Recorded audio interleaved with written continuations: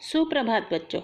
हम अपनी वसंत भाग 3 कक्षा 8वीं हिंदी की पाठ्य पुस्तक में से हम अपना पाठ 7 पढ़ रहे थे, क्या निराश हुआ जाए। इसका हमने एक पेज कर लिया था।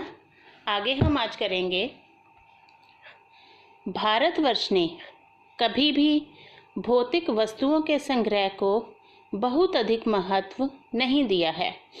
उसकी दृष्टि से मनुष्य के भीतर जो महान आंतरिक गुण स्थिर भाव से बैठा हुआ है, वही चरम और परम है। लोभ, मोह, काम, क्रोध आदि विचार मनुष्य में स्वाभाविक रूप से विद्यमान रहते हैं। चरम और परम मतलब आखिरी और सबसे सुंदर, पर उन्हें प्रधान शक्ति मान लेना और अपने मन तथा बुद्धि को उन्हीं के इशारे पर छोड़ देना बहुत बुरा आचरण है। भारतवर्ष ने कभी भी उन्हें उचित नहीं माना। उन्हें सदा संयम के बंधन से बांधकर रखने का प्रयत्न किया है, परंतु भूख की उपेक्षा नहीं की जा सकती। बीमार के लिए दवा की उपेक्षा नहीं की जा सकती। गुमराह को ठीक रास्ते पर ले जाने के उपायों की उपेक्षा नहीं की जा सकती। गुमराह जो अपना सही रास्ता भूल गया हो। इस तरह इसमें बताया है कि भारतवर्ष ने कभी भी भौतिक वस्तुओं के संग्रह को अधिक महत्व नहीं दिया। उसकी दृष्टि में तो मनुष्य के भीतर जो उसके महान गुण है, वही आखिरी और सबसे सुंदर है। इस तरह से आगे लेखक बताता है कि भूख की उपेक्षा नहीं की जा सकती, बीमार के लिए उसे दवा नहीं देनी, इसकी उपेक्षा भी नहीं की जा सकती। अगर कोई अपने रास्ते से भूल गया है, भटक गया है, उसे सही रास्ते पर ले जाना भी हमारा कर्तव्य है। हुआ ये है कि इस देश के कोटि कोटि दरिद्र जनों की हीन अवस्था को दूर करने के लिए ऐसे अनेक कायदे कानून बनाए गए हैं जो कृषि उद्योग, वाणिज्य शिक्षा और स्वास्थ्य की स्थिति को अधिक उन्नत और सुचारू बनाने के लक्ष्य से, सुचारू मतलब आकर्षक, प्रेरित हैं।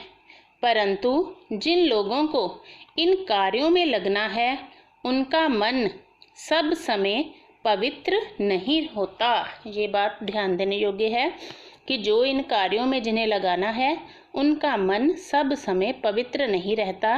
मतलब उनके मन में कहीं ना कहीं भ्रष्टाचार, कहीं ना कहीं कोई ऐसी कमी आ जाती है कि वो अपने बारे में सोचने लग जाते हैं। प्रायः वे ही लक्ष्य को भूल जाते हैं और अपनी ही सुख सुविधा की ओर ज़्यादा ध्यान देने लगते हैं। जिस तरह से अगर हम ये कहें कि भारत के नेता लोग, जिनके ऊपर सारी जिम्मेवारियां होती हैं, कई बार हमारे भारतवर्ष में वे भी ऐसे ही करते हैं। लोगों के कार्य करने को छोड़कर वे लोग अपनी ही सुख सुविधा की ओर ध्यान देने लग जाते हैं। भारतवर्ष सदा कानून को धर्म के रूप में देखता आ रहा है। आज एकाएक कानून और धर्म में अंतर कर दिया गया है। धर्म को धोखा नहीं दिया जा सकता, कानून को दिया जा सकता है। यही कारण है कि जो लोग धर्म भीरू हैं, वे कानून की त्रुटियों से लाभ उठाने में संकोच नहीं करते। इस तरह से भारतवर्ष में कानून को धर्म के रूप में देखता आ रहा है हमारा भारतवर्ष, क्योंकि भारत में धर्म को बहुत ही प्रमुखता दी जाती है। लोग धर्म को धोखा नहीं देते, कानून को चाहे दे देते हैं। अपने अपने धर्म के प्रति सब लोगों की बहुत श्रद्धा है। इस पैरे में ये बताया गया है। इस बात से पर्याप्त प्रमाण खोजे जा सकते हैं, प्रमाण मतलब सबूत, कि समाज के ऊपरी वर्ग में चाहे जो भी होता रहा हो, भीतर भीतर भारतवर्ष अब भी ये अनुभव कर रहा है कि धर्म कानून से बड़ी चीज़ है। इस तरह से ये माना जाता है कि धर्म जो है वह तो कानून से भी ज़्यादा ऊपर है। अब भी सेवा, ईमानदारी, सच्चाई, सच्चाई में बेटा बीच में आधा च आएगा। सच्चाई के स्पेलिंग बीच में होता है, यहाँ पर आधा च आएगा। सच्चाई और आध्यात्मिकता के मूल्य बने हुए हैं। वे दब अवश्य गए हैं लेकिन नष्ट नहीं हुए हैं। ये बात ध्यान देने योग्य है बेटा कि ईमानदारी, सच्चाई, ये जो मूल्य हैं ये कहीं पर दब गए हैं, लेकिन ये नहीं कहा जा सकता कि वह पूरी तरह से नष्ट हुए हैं। वह हमारे मन के अंदर, भारतवर्ष के कई लोग ऐसे हैं जिनके अंदर अभी भी नष्ट नहीं हुए हैं।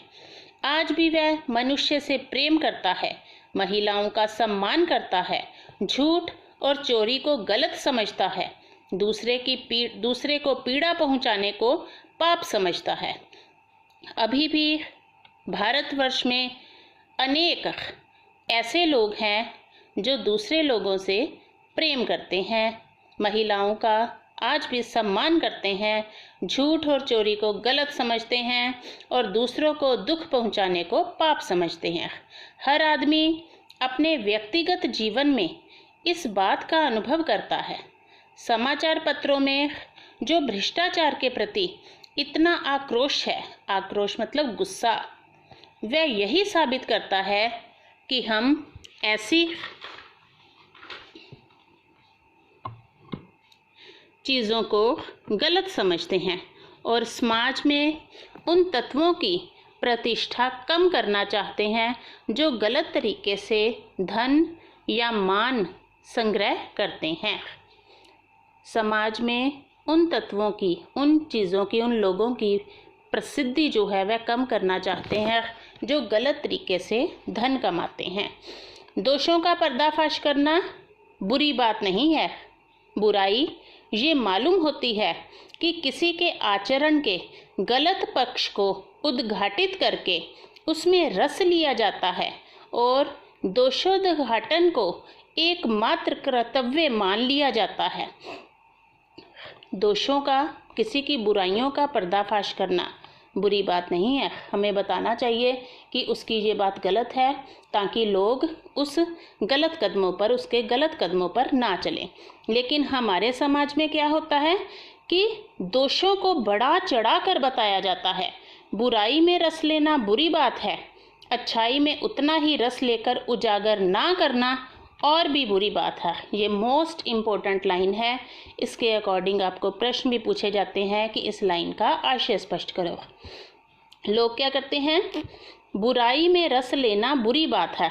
किसी की बुरी बात है उसमें इतना रस लेते हैं, इतने मज़े लगा लगा कर उसे सुनते हैं, लेकिन अच्छाई में उतना ही रस लेकर उजागर ना करना और भी बुरी बात है।